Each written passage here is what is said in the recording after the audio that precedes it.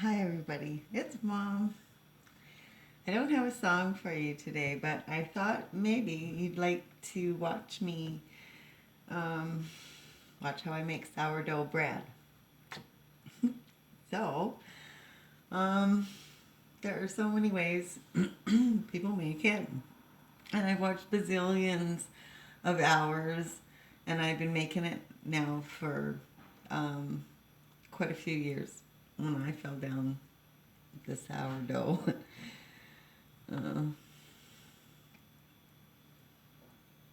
rabbit hole.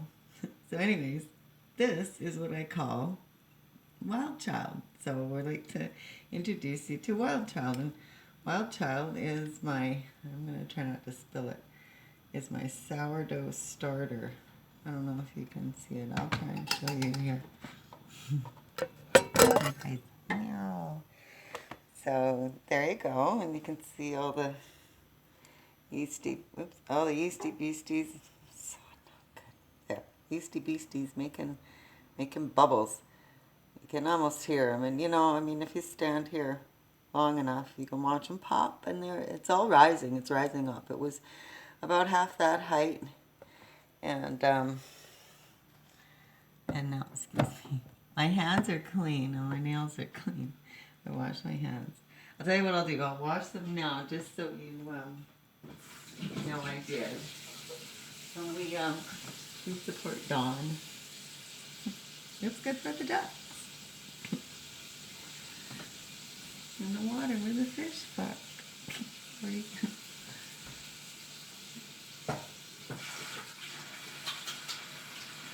Okay, so washing up to our elbows like we good doctors. Oh, John's home. We're making breads.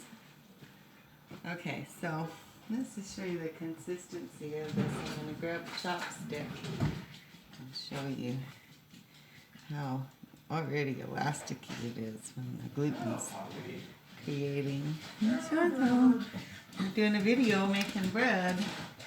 I like your breads. Okay, so we need about a cup of sourdough starter. And I'm going to show you at this point how we feed it too. So we're going to put about a cup in there, because this is about a cup. A little bit more than a cup. And so now I'm going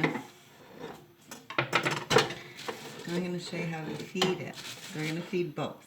We're going to feed our bread, and we're going to feed our starter because it's going to be hungry now because we used all but about a couple of tablespoons, right? So that's pretty much all you need. And then what we're going to do is we're going to get some warm water. It's tepid, right? It's tepid because if it's too hot, it will kill the yeast. And so we're just going to eyeball a couple tablespoons because we have a couple tablespoons of starter in here. So we're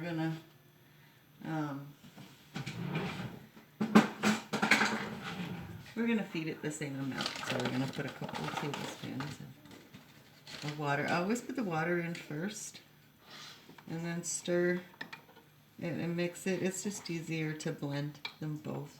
So I like that. And then I just add the 2 tablespoons of flour. And that's it. And then you stir it up. Give it a rough mash up. And make sure there's too many lumps. And hi, Sean. And making breads. And then we stir it up. It's pretty daring making bread in the summertime because it's so warm. Like today, for example, it's about 28 degrees, which is, what is that? 28, so 30, round it off, 30 times 2 is 60, plus 32 is 92 degrees in the shade here in southwestern BC. And so, like San Francisco and the West Coast, we make really fast, really yummy, really special fresh air mountain sourdough. We make the best. we can boast it. Okay, so now we've fed our starter, and we can just leave that out if we want to, and we're going to wait until it shows signs of life, and so it's bubbling. It's actually really active right now, so it's already starting to bubble. And we'll just leave it over here in a warm place, which is anywhere in the house. And we'll get on with how we make our bread. Okay, so to the 1 cup starter we put in here, all it's in here, we're going to add 1 cup of milk.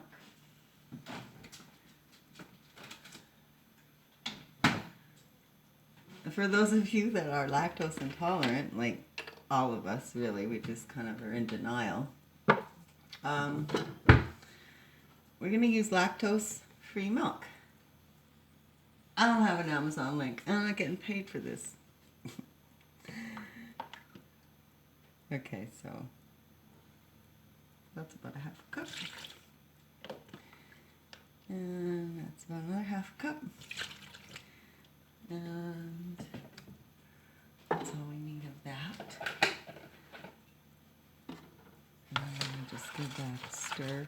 I use a chopstick because it doesn't stick and it's nice and thin, so it stirs quickly. So I suppose I should be. I need more than 1 camera.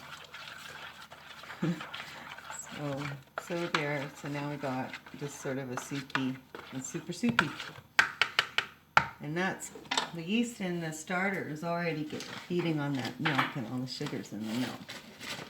This milk is kind of sweet. So now we're going to put, this is a 1/2 cup measure, so we put 1 cup of starter and 1 cup of milk, and we're going to pretend the milk was room temperature, and because it's better when you're baking and doing anything, if your eggs and your milk and your everything is room temperature, especially when you're working with yeast, sourdough or any other kind, to have that not cold or not hot. Extreme temperatures is nice for us, it's nice for the bread too, so excuse me. So 1/2 cup. So 1 cup starter, 1 cup milk, 2 cups of flour. So 1/2 cup, 1 cup, 3/4 cup, and 2 cups. So remember that if you're in a higher elevation, or it's a rainy day, or it's a dry day, all of these things are going to affect the moistness of your flour, depending on where you keep it in your kitchen and how well you do it up, you know.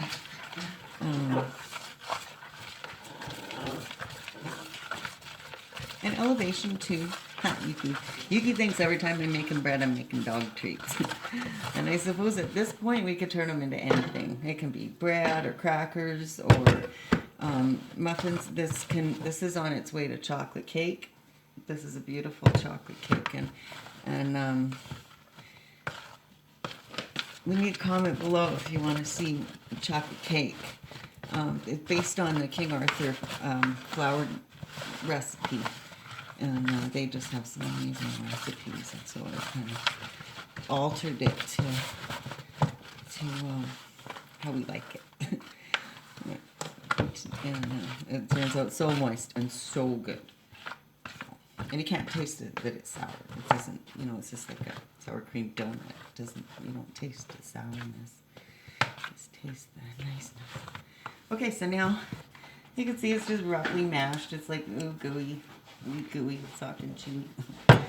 Okay, and then to that we're going to add an egg. And again, we're going to pretend this egg is room temperature. We're just going to use 1 extra large egg, and that's enough. I'm trying to remember what I did. Remember my recipes, I gotta write them down. Anybody write this down? 1 egg and approximately, and here we go with the approximately, so while it cooks, approximately a couple tablespoons. 1, 2 tablespoons of youll. Oh dear. Now we have to stop for hazmat. You have to be safe. Safety first. Okay, so there we go. And now we're just gonna, you know, I gotta do this with you because I love this. I hope the camera doesn't bug out on me, but hi guys. Okay guys, this is the part of where I absolutely love because this is the part where I like to get into it. And I do it with my, see how beautiful and gooey it already is? See that? That's just gorgeous. And we just mix it all and we can get rid of this one-handed wizardry. It's moving all over. I can put a wet cloth underneath here and then it'll stop doing that. But I just mix it all in, right? And so we're just going to mix it all in. And while that's mixing, I'm going to pretend there's two of me. And this is getting all mixed up. We're going to set that down there. You come back up here and talk with me. Okay, we're just going to set that there. And we're just going to let the flour that's in there and the eggs, or the egg, and we're just going to, how's that? That kind of works, right? Doesn't it? See how beautiful that is? Already soft, and you can almost tell that it's fluffy. I don't know if you can, it's fluffy. And it's already bubbling. And even though it seems mucky, it's not really that hard to deal with. It sticks to itself when you're doing it, right? It just sticks to itself. So there's not a lot of mess. But we're gonna wash our hands. And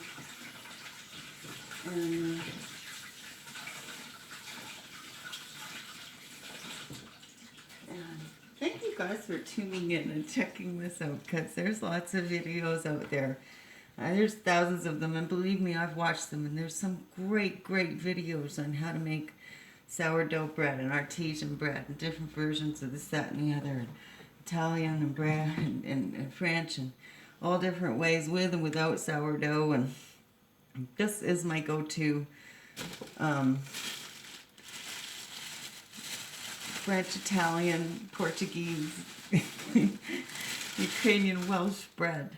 So I just do it like that. And this is, we can't keep them around fast enough to film them, but this is half what we got left. I gave the last loaf, it was bigger and longer, to the neighbors today, because they have, they're Iranian. They're just lovely. They're Iranian, and they have Iranian family that lives in San Diego visiting here, because they just love it here. And so San Diego is so much like Vancouver, and they're just so nice. I gave them a loaf of bread. There's like 8 family members visiting, and it was, so anyways, look, it's memory foam bread. You can't see the light.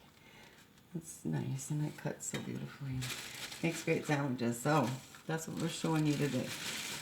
Okay, so, and I don't have to keep it in the bag, but I do because it's fly season, right? And even though we have screens in every window, the odd one manages to get in. So while we're going to just let that sit there and soak up all of that liquid, we're going to get a couple other things ready. And because we're making sandwich bread, and we want it to be really super light and but wholesome and yummy, we're going to add 1 packet of tea yeast and to a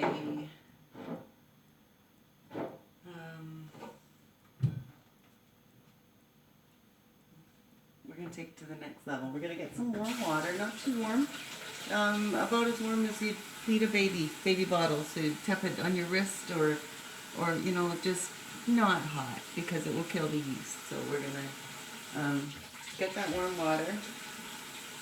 It takes a while to come out of the tap. So, and you know, everybody swears about don't use tap water. We don't have a ton of chlorine in our water here. It's really fresh, really beautiful mountain water, filtered mostly naturally, and so we're really lucky that way. It tastes great. It tastes clean. It's about as fresh